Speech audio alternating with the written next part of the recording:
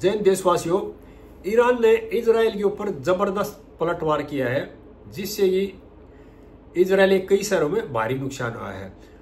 और इजराइल का जो बेतियाम शहर है उसमें काफी नुकसान हुआ है।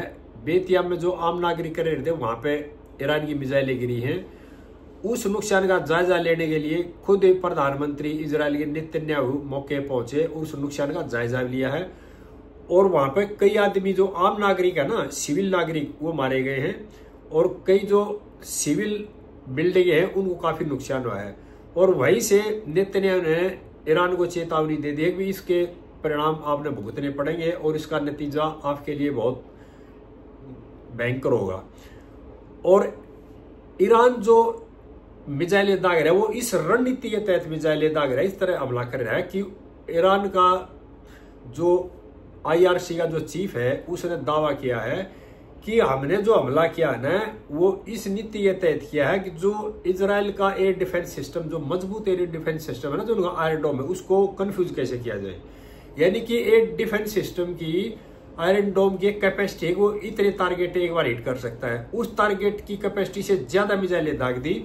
और कुछ मिसाइलें जो टारगेट से ज्यादा थी और उसकी आयरन डोम की कैपेसिटी से ज्यादा थी, वह मिसाइलें जा करके इजरायली कई शहरों में गिर गई और जिससे आम नागरिकों को काफी नुकसान हुआ है और आम जो बिल्डिंगें थी उनमें बहुत भारी नुकसान हुआ है।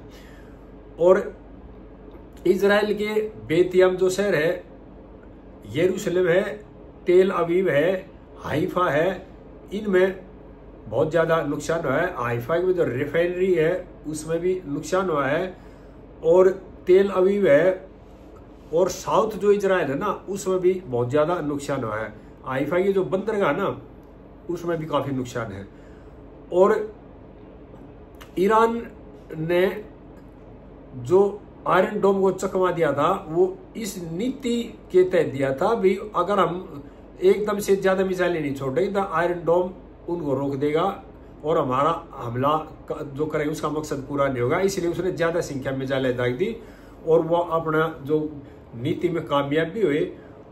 और तेल अवीव और हाइफा है ना, उन शहरों में बहुत ज्यादा नुकसान है। और तेल अवीव और साउथ जो इजराइल है उसकी जो बिल्डिंग है ना, वो कई वीडियो आए हैं वो देखिए, उसमें बिल्डिंगों में बहुत ही ज्यादा नुकसान है। और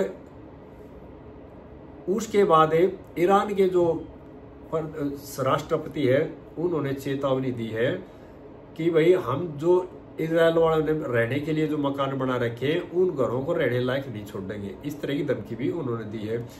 और ईरान अब है इस युद्ध में सुपरसोनिक जो मिसाइल है ना, बैलिस्टिक मिसाइल, उनका इस्तेमाल भी उन्होंने शुरू कर दिया है।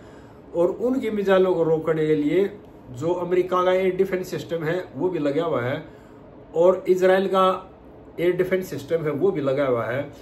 लेकिन ईरान जो हमले कर रहा है वो इतनी ज्यादा तादाद में, इतनी ज्यादा संख्या में मिसाइलें एक साथ फायर कर रहा है कि वो उन सिस्टमों को चकमा दे करके फिर भी इजरायली किसी न किसी शहर पे जाकर गिर जाती है और उससे इजराइल को काफी नुकसान हो रहा है। और IRGC का जो चीफ है उसका एक ही दावा है कि हमने ये तरीका इसलिए अपनाया कि भी उनके आयरन डोम है, मजबूत सिस्टम है, डिफेंस सिस्टम है, उसको चकमा किस तरह दिया जाए। यानी कि इस तरह की रणनीति अपना के हमला कर रहा है और इस वजह से इजराइल के कई शहरों में बहुत भारी नुकसान हुआ है। और खुद नेतन्याहू जा करके उन शहरों का जायजा ले रहे हैं, वहां के लोगों से मिल रहे हैं और उस रणनीति पे भी काम कर रहे हैं। लेकिन जो ईरान है ना उसको ये है अभी जो मैं ये नीति अपना रहा हूं ये नीति कारगर रहेगी तेरी।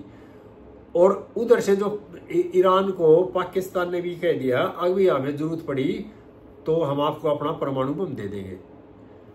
और ईरान के जो जर्नल हैं उन्होंने कहा है कि पाकिस्तान ने हमारे को बता दिया कि अगर ईरान के ऊपर इजराइल परमाणु बम से हमला करता है तो पाकिस्तान आपको परमाणु दे देगा। तो ये चेतावनी भी ईरान ने इजराइल को दे दी भी, हमें पाकिस्तान से परमाणु में मिल जाएगा, अगर आप हमारे पे न्यूक्लियर का इस्तेमाल करोगे तो हम भी आप पे न्यूक्लियर बम का इस्तेमाल करेंगे। लेकिन बाद में पाकिस्तान के नेताओं ने पाकिस्तान के जर्नल मना कर दिया कि हमने इस तरह कोई बात नहीं कही है। ये बातें भी चल रही हैं दुनिया के अंदर। और ईरान जो हमले कर रहा है ना, वो कर रहा है ज्यादा संख्या में ड्रोन छोड़ करके, ज्यादा संख्या में मिसाइलें छोड़ करके, और सुपरसोनिक और बड़ी मिसाइलें छोड़ कर उनसे हमला कर रहा है। इसलिए कंफ्यूज हो रहा है इजराइल का एयर डिफेंस सिस्टम आयरन डोम, और इसी वजह से वहाँ की जो आम जो नागरिक हैं और जो कई सैन्य ठिकाने हैं, रिसर्च सेंटर हैं, बंदरगाह हैं, एयरपोर्ट वगैरह है, उनको भारी नुकसान हुआ है। और इजराइल है ना, वो वेट एंड वॉच की नीति पे भी काम कर रहा है एक तरह से।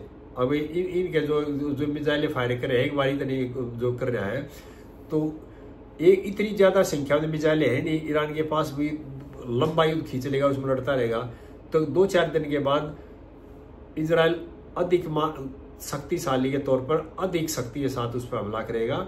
और इजराइल के प्रधानमंत्री ने स्पष्ट कर दिया है कि हम अपने लक्ष्य को जब तक हासिल नहीं कर लेते, जब तक ये लड़ाई जारी रहेगी।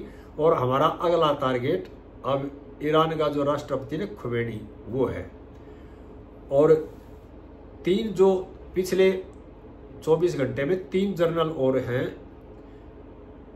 IRGC का चीफ और डिप्टी चीफ और एक जनरल और है, उनको तीनों को मौत के घाट उतार दिया है इजरायली सेना ने। सभी देशवासियों से प्रार्थना है इस वीडियो को ज़्यादा से ज़्यादा शेयर कर दें। आगे भी इस तरह की बातें सभी भाइयों को बताता रहूँगा, और लाइक करें और मेरे चैनल को सब्सक्राइब करें। जय देशवासियों।